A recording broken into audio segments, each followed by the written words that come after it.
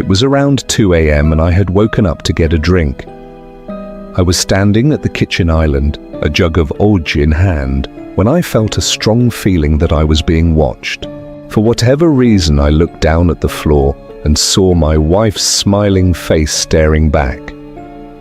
She was peeking at me from the other side of the island, staring up at me with wide, unblinking eyes and grinning like a Cheshire cat. I screamed, I'll admit it. Not out of irritation, but fear. For some reason, at that moment, I was scared. At the sound of my scream, Lynn scuttled backward out of my view, her hands and feet smacking the tile floor as she hurried out of the kitchen on all fours. I didn't run after her or even yell after her. I just stood there frozen in shock, wondering what fuck had possessed her to do that. It took me a little longer than I'd like to admit to go back upstairs, but I eventually did. When I got to our bedroom, Lynn was lying on her side, asleep, or at least pretending to be. I stood there for a while, watching her breathing to be sure she really was asleep.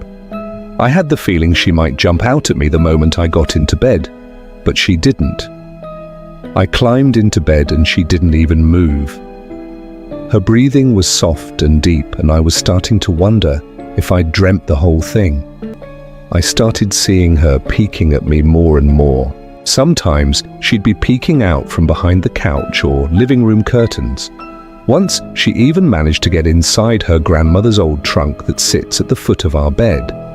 I might not have even known she was there at all had the trunk's old hinges not given her away.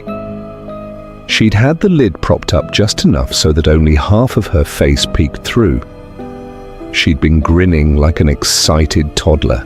It was unnerving. I didn't even know what to say to her. All I could do was stare. When I finally found my voice, I asked her why on earth was she doing this. She didn't answer, but she had slowly closed the lid, shutting herself inside the trunk. I just walked away, feeling disturbed.